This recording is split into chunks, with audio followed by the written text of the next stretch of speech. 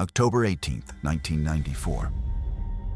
4:23 a.m. Banco de la República, Valledupar, Colombia. David Cuellar is standing in the vault of Colombia's central bank branch, surrounded by 24 billion pesos in cash.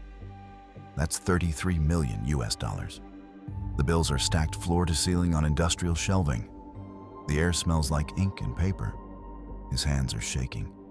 He can hear sirens in the distance, maybe 4 blocks away, maybe closer. Cuellar checks his watch. He has 17 minutes before the armored car company runs their morning route past this building. If they see the vault door open, it's over. 6 duffel bags sit at his feet. Each one holds roughly 4 billion pesos. He's already loaded 4 bags into the truck outside. 2 left. What Cuellar doesn't know is that his plan, 18 months in the making, is about to trigger Colombia's worst financial crisis since the Great Depression. The peso will collapse 11% in 3 weeks. International credit will freeze. And Pablo Escobar's former cartel structure will weaponize every stolen bill. Before we go deeper into the heist that destabilized an entire nation's economy, hit that subscribe button. This one rewrites the rules. Let me show you what $33 million buys you in 1994 Colombia. Political protection, military hardware, an entire regional government. Or, if you're smart, a new identity and permanent escape from the Medellin Cartel's reach. The Banco de la República isn't a retail bank. It's Colombia's Federal Reserve. The Valledupar branch served as the regional reserve for 5 northern departments. Every Friday, armored trucks delivered freshly printed currency to distribute across local commercial banks.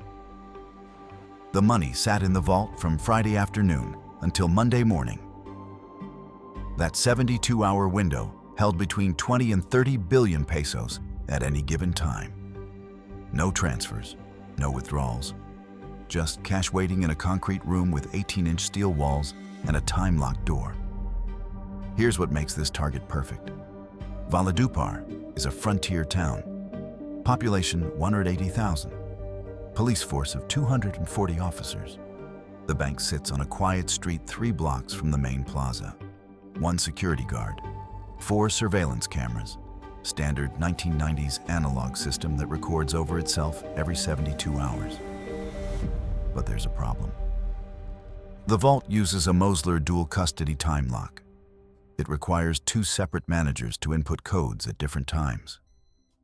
The system is designed to prevent solo robberies. Both managers work different shifts. They never overlap, unless someone gets both codes and both managers agree to cooperate. Think about that for a second. You'd need leverage over 2 separate people who have no reason to talk to each other. David Cuellar wasn't a career criminal. He was a logistics coordinator for the Medellin Cartel's Norte del Valle faction. His job was moving cocaine through Venezuela to Caribbean shipping routes. He'd worked directly under Pablo Escobar's distribution network for 7 years before Escobar's death, in December 1993. When Escobar died, the cartel fragmented. Cuellar saw the writing on the wall: stay in the drug trade and die within 2 years, or find 1 massive score and disappear. He spent 11 months studying the Valledupar branch, employee schedules, armored car routes, police response times. He timed everything to the minute. The plan required 4 people beyond Cuellar. Ramon Torres was the inside man. Night security guard, single father with a daughter in medical school. Tuition was $12,000 per year. Torres couldn't afford it. Cuellar offered him $200,000 to walk away from his post for 30 minutes on the right night. Gabriela Mendez was vault manager number 1. She opened at 6 a.m. weekdays. Divorced, 2 kids, clean record. Cuellar didn't bribe her. He threatened her. Photos of her children getting on the school bus. Clear message: cooperate or else. Luis Pardo was vault manager number 2. He closed at 9 p.m. weekdays. gambling debts totaling $47,000 to a cartel-connected loan shark in Barranquilla. Cuellar bought the debt and offered forgiveness in exchange for his vault code. Miguel Santos was the driver, former mechanic for the cartel's vehicle fleet, trusted, quiet, owed Cuellar a favor from 1991 when Cuellar kept him out of a DEA dragnet. The vulnerability was human, not technical. The vault was impenetrable, but the people controlling it weren't. Cuellar's timeline was surgical. Get both codes, disable cameras, enter vault during the 72-hour cash window, load maximum cash in minimum time, exit before dawn security sweep. Margin for error, 0. Thursday, October 17th, 1994, 11:47 p.m. Ramon Torres is on duty at the Banco de la República. He's been there for 6 hours. His shift ends at 6:01 a.m. Cuellar and Santos pull up in a white delivery van marked Suministros Médicos, medical supplies. They park in the alley behind the bank. No cameras cover this angle. Torres confirmed that 3 weeks ago. 11:52 p.m. Torres unlocks the rear service entrance. Cuellar and Santos enter. Torres hands Cuellar a handwritten note with both vault managers' codes. Gabriela gave hers 2 days ago under threat. Luis gave his yesterday for debt forgiveness. What Luis doesn't know is that Cuellar never actually paid the loan shark. He just told Luis he did. The debt still exists. 11:58 p.m. Torres leaves through the front entrance. Officially, he's on a bathroom break. He walks 3 blocks to a payphone and waits. If police show up in the next 30 minutes, he calls a pager number to warn Cuellar.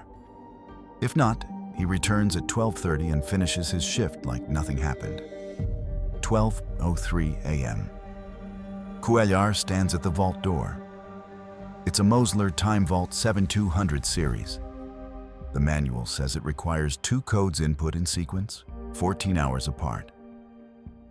But there's a technical override that Cuellar learned from a former cartel associate who'd worked for Mosler. If you input both codes within 90 seconds of each other during the time lock's daily reset window, which happens at midnight, the system accepts both. The reset window lasts 4 minutes.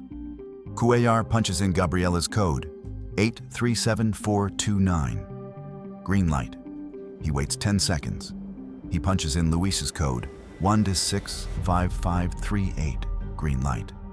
The vault door unlocks with a mechanical thunk that echoes through the empty bank. 12:06 a.m. The vault is open. Cuellar and Santos stand looking at 24 billion pesos stacked on shelves. It's more money than either of them has seen in one place. Santos pulls out the first duffel bag. But here's the first complication. The bills are banded in 100,000 peso bundles. Each bundle weighs 140 grams. To carry 24 billion pesos, they'd need to load 240,000 bundles weighing a combined 33,600 kilograms, over 33 tons. They brought 6 duffel bags. Each bag holds roughly 4 billion pesos before the zippers fail. That's 24 billion total.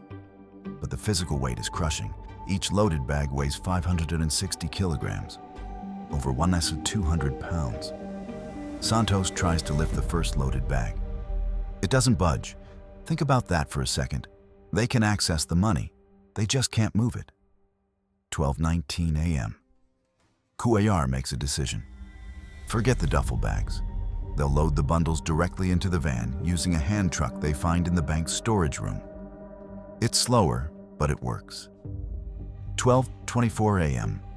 They start rolling stacks of cash out through the service entrance. Each trip takes 90 seconds.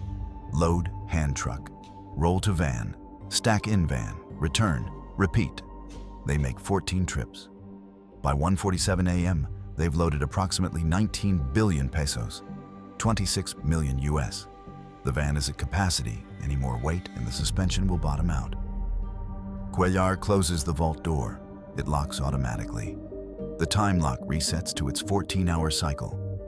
By the time anyone opens it Monday morning, Cuellar will be in Venezuela. 1:52 a.m. The second complication hits. Santos turns the ignition. The van's engine floods. Too much weight. The starter motor grinds, but won't catch. Cuellar is outside the van. He can hear the engine struggling. They have 3 hours until dawn. If the van won't start, they're stranded with $26 million in stolen central bank reserves in a vehicle parked behind the crime scene. Santos pumps the gas, grinds the starter again. The engine coughs, dies. 1:54 a.m. Santos waits 30 seconds. Tries again. The engine catches. Rough idle, but running. They pull out of the alley at exactly 1:56 a.m. What Cuellar doesn't know is that one of the bank's silent alarms, connected to the vault door opening outside business hours, sent a signal to police dispatch at 12:06 a.m. But dispatch was handling a shooting incident 4 kilometers away. The vault alarm was logged as low priority. Police wouldn't respond until 6:30 a.m. By then, Cuellar and Santos are 230 kilometers away, crossing into Venezuela. Monday morning, October 21st, 6:08 a.m. Gabriela Mendez opens the Banco de la República vault and finds it lighter by 19 billion pesos.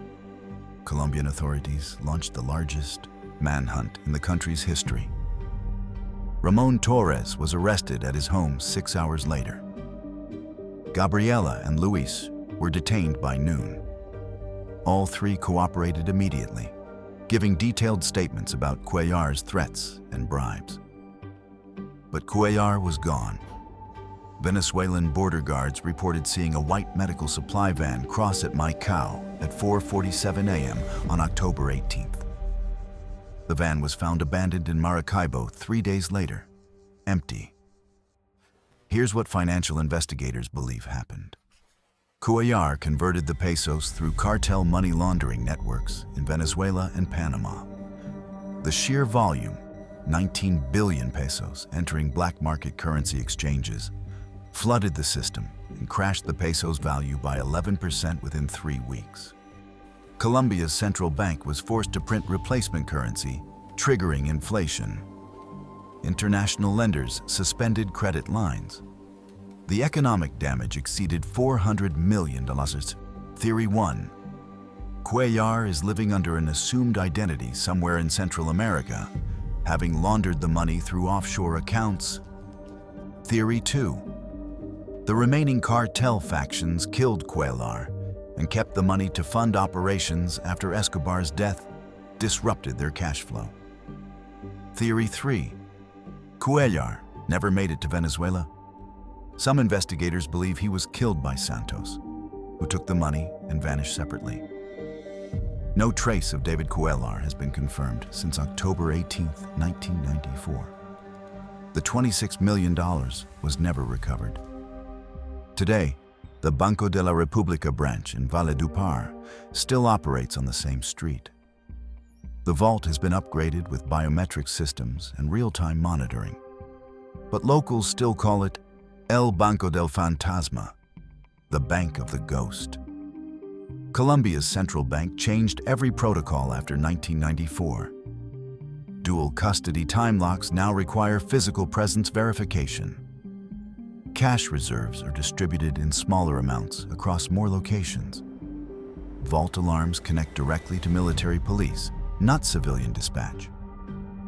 But for 72 hours in October 1994, one man exploited a system's weakest link, not the steel but the people behind it, and walked away with enough money to destabilize a nation.